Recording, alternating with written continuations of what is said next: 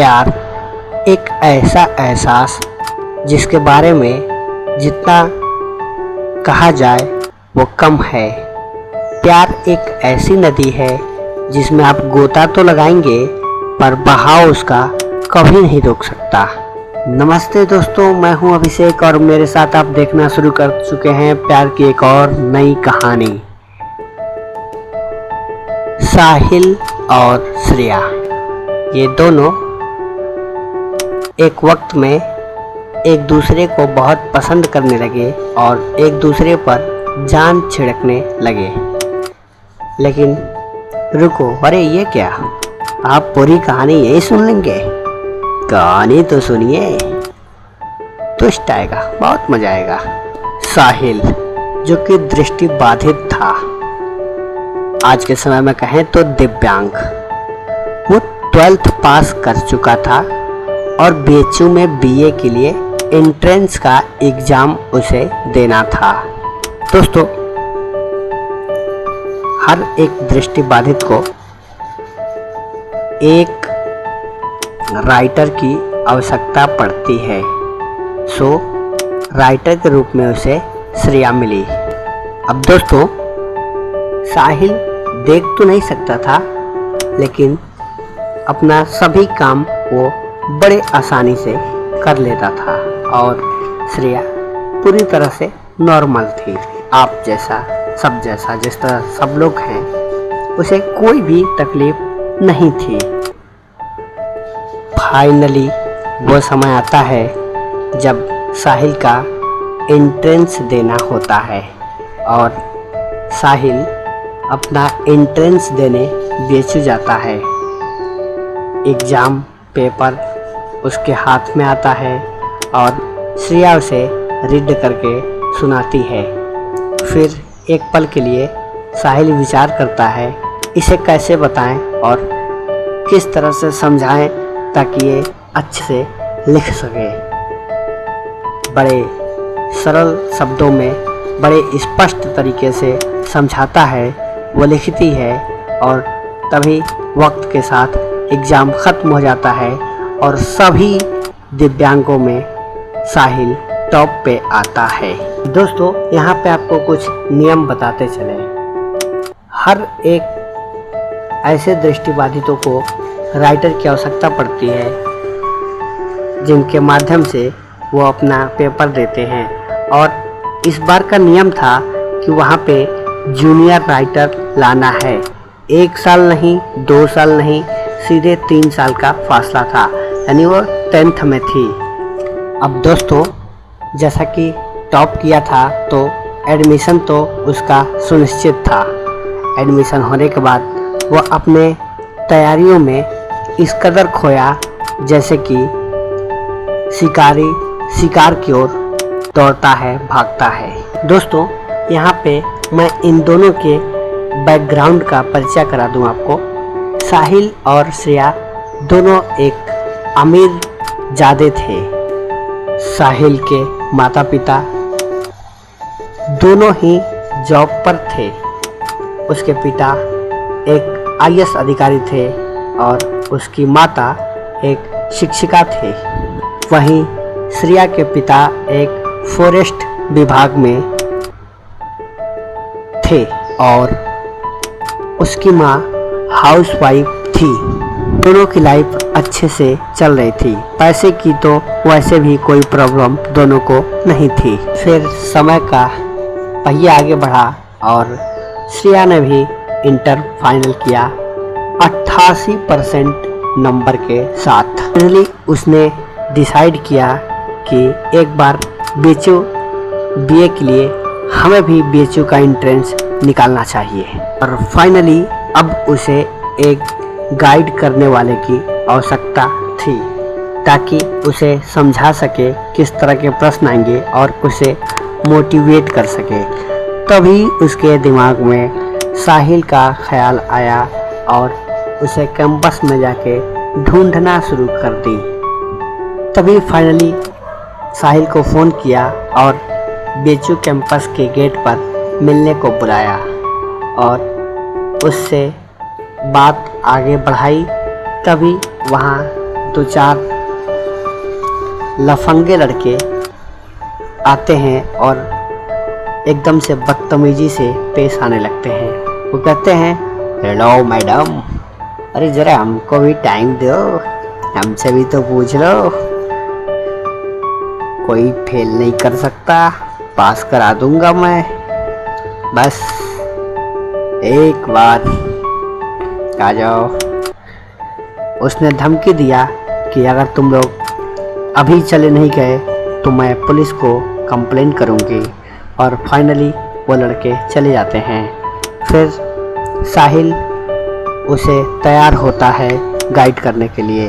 हालांकि दोस्तों एक्सपीरियंस उसके पास भी अपना था, लेकिन फिर भी एक मन में डर, भय और इस तरह की चीज़ें तो होती ही है, और इसी वजह से उसने साहिल को बेहतर समझा। फिर दोस्तों साहिल कहता है, कोई बात नहीं, मैं तुम्हें देख लूँगा, और एग्ज़ाम आने में वैसे भी तो 1-2 महीने बाकी हैं, तो अगर डेली मिलो तो कुछ टिप दूँगा, उसे पूरा करना तुम।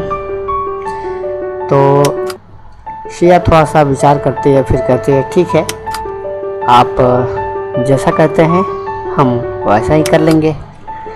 और निरंतर ये लोग 1-2 महीना तक मिलते रहे और टिप्स देता रहा और वो उसे पूरा करती रही। फाइनली उसके एंट्रेंस का दिन आता है और वो एग्ज़ाम क्वालिफाई करती है और अच्छे अंकों के साथ पास आउट हो जाती है। उसका भी एडमिशन सुनिश्चित हो जाता है। अब चूँकि उसका एंट्रेंस निकल गया था, एडमिशन भी सुनिश्चित हो गया था, तो पढ़ाई के दौरान ये लोग एक दूसरे से मिलते रहे और धीरे धीरे इन लोगों में नज़दीकियाँ बढ़ती गई। न जाने कब ये छोटी सी दोस्ती एक बहुत बड़े प्यार में बदल गई, खुद इन्हें भी नहीं मालूम चला। वो दोस्तों कहते हैं ना कि समय का चक्र किसी के लिए नहीं रुकता है, और इसी दौरान ये दोनों बीएड कंप्लीट कर चुके थे। साहिल स्पेशल बीएड लिया और श्रेया जनरल बीएड, जिसकी वजह से उन दिनों उन दोनों का मिलना संभव नहीं हो पाता था। क्योंकि दोनों का अलग अलग बीएड होने की वजह से उसका ट्रेनिंग और कहीं और उसका ट्रेनिंग और कहीं होने लगा। जो भी समय थोड़ा बहुत मिल जाता, ट्रेनिंग खत्म होने के बाद शाम को वापस लौटते समय। अब चूँकि श्रेया ने तो अपने लिए हॉस्टल अलर्ट किया नहीं था, तो जिस दिन रास्ते में देखती उसे बात कर लेती, और जिस दिन नहीं देखती उदास मायूस होके चली जाती। दरअसल श्रेया के माता पिता का मानना था कि इस समय महिलाओं के खिलाफ जो बढ़ता आपराधिक मामले हैं वो बहुत हद तक हैं, और वैसे भी हम जब प्रॉपर यहाँ के रहने वाले हैं तो हॉस्टल की क्या आवश्यकता। साहिल बेशक एक आईएएस का लड़का था, उसके साथ साथ दिव्यांग था। उसके सरल के लिए और सुगम के लिए उसने हॉस्टल ले रखा था। तो ऐसे ही एक दिन जब श्रेया को ट्रेनिंग करने जाना था, तभी उसने साहिल को कॉल किया और कहा कि तुम मेरा 80 घाट पे इंतज़ार करना, हम वहीं मिलके कुछ ज़रूरी गुफ्तगू करेंगे। फाइनली साहिल ने ऐसा ही किया, 80 पर पहुंचा जैसे तैसे और उसका इंतज़ार करने लगा। फिर उसने भी बोला, हमें भी तुमसे बहुत कुछ बातें करनी है, लेकिन समय है जो मिलने ही नहीं देता। और शाम को 4 बजे जब साहिल 80 घाट पर पहुंचा, तो चूँकि वो तो दृष्टिबाधित यानी दिव्यांग था, तो उसे क्या मालूम कि श्रेया कहाँ आएगी। तो वो फ्रंट पर एक साइड लेके खड़ा हो गया। दोस्तों यहाँ उसे खड़े हुए हुए काफ़ी वक्त हो गया, तो फाइनली वो श्रेया को फ़ोन लगाया, और उस समय श्रेया के कोई फैमिली मेम्बर के लोग उसके साथ थे। जिसके वजह से वो फ़ोन उठा नहीं सकती थी। श्रेया जैसे तैसे बहाना करके वहाँ से मोबाइल लेके आती है और व्हाट्सएप पर उसे मैसेज करती है फाइनली, सॉरी साहिल, आज मैं आ नहीं सकती हूँ, इसलिए तुम अपने हॉस्टल लौट जाओ।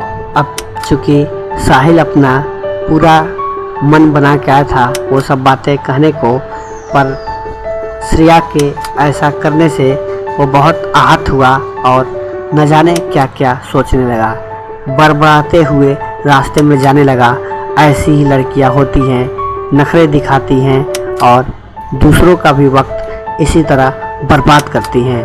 अपना तो खुद करती है और ये न जाने खुद को क्या समझती हैं। आने दो उसे, मैं उससे बात ही नहीं करूँगा। उसे क्या लगता है मैं उसका गुलाम हूँ क्या? लेकिन उसकी मजबूरी वो क्या जाने। उसकी मजबूरी ऐसी थी कि वो कह भी नहीं सकती और सह भी नहीं सकती। अगले दिन श्रेया उठ के अपने फैमिली से झूठ बोल देती है, आज हमें ट्रेनिंग में पहले ही पहुंचना पड़ेगा, इसलिए सुबह उठती है और ब्रेकफास्ट करके और 7:30-8 के आसपास निकल लेती है और फिर BHU पहुंच जाती है जहां साहिल रहता है। दोस्तों, यहाँ साहिल कल वाली बात भूल नहीं पाया था, इसलिए गुस्से से बैठ के सोच रहा था कि उसने ऐसा मेरे साथ क्यों किया। फिर वहाँ श्रेया की एंट्री होती है और कहती है साहिल, तभी बहुत तेज साहिल गुस्सा जाता है, कहता है दूर हो जाओ मेरी नज़रों से, तुम समझते क्या हो खुद को, तुम नहीं आओगे तो हम बर्बाद हो जाएंगे, टूट जाएंगे। ऐसा नहीं है, इसी वक्त दफा हो जाओ यहाँ से। हम चाहते हैं कि तुम हमें दोबारा अपनी शक्ल मत दिखाओ, हम तुम्हारा आवाज़ तक नहीं सुनना चाहते हैं। इतना कुछ सुनने के बाद जब श्रेया अपनी बात समझाती है, मेरे साथ ये प्रॉब्लम था, ऐसे वैसे रिश्तेदार आ गए थे, इस वजह से फ़ोन नहीं उठा सकती, ये वो, तो फाइनली धीरे धीरे उसका गुस्सा शांत हुआ और माफ़ी मांगा और दोनों हंस के एक दूसरे को गले लगाए और ये मामला यहीं रफा दफा कर दिए। दोस्तों, ये बात उन दोनों के फैमिली तक पहुंच चुकी थी कि एक दूसरे से बेइंतहा मोहब्बत करते हैं। अब यहाँ पे साहिल के माँ बाप जो कि IAS और शिक्षिका थे, तो उनकी नज़रों में कोई दिक्कत नहीं था और श्रेया के पिता एक फॉरेस्ट थे, तो इन्हें इस बात से थोड़ी सी प्रॉब्लम थी कि मेरी लड़की अच्छी खासी एजुकेटेड है और एक दिव्यांग लड़का से शादी नहीं करेगी। हालांकि बहुत खींचातानी के बाद, बहुत मुश्किलों के बाद, बहुत देर के बाद ये राजी हुए और फिर इन लोग की शादी होने लगी। तभी दोस्तों वो कहते हैं ना कि कुदरत की मार से आज तक कोई नहीं बचा है। तभी अचानक श्रेया को एक मेजर हार्ट अटैक आता है और वहीं पे उसकी मौत हो जाती है। इस बात से साहिल को बहुत तकलीफ पहुंचा। वो इस कदर टूटता है कि वो शराब को ही अपना सहारा बना लेता है। वो दिन रात शराब पीता और श्रेया के नाम का ही माला जपता। बहुत मुश्किल से कोई ऐसा मिला जो इसे मोटिवेट किया और बहुत समझाया। उसके बाद धीरे धीरे वो शराब की दुनिया से अपने एक दूसरा मार्ग चुना और उसने अपने प्यार को खो दिया था। तो इसी से प्रेरित होके एक संस्था का निर्माण किया। इसका नाम रखा प्यार ही पूजा और नहीं कोई दूजा। धीरे धीरे उसमें लोग जुड़ने लगे और उसकी सदस्यता बहुत बड़ी हो गई। राष्ट्र लेवल पर उसको मान्यता मिल गई। फिर वो ऐसे लोगों का मदद करता जो कि प्यार तो करते लेकिन उनके रास्ते में बहुत से बाधाएं और रुकावट आती। ऐसे लोगों को एक करता और उनका अधिकार दिलाता, समाज में उन्हें शान से जीने लायक बनाता और गरीब बच्चों को जो अनाथ कहे जाते हैं उन्हें शिक्षित करता और उनकी शादियां भी कराता। ये थी मेरी आज की कहानी। शोध आलेख विक्की तिवारी, स्वर संपादन प्रस्तुत करता अभिषेक राय। धन्यवाद।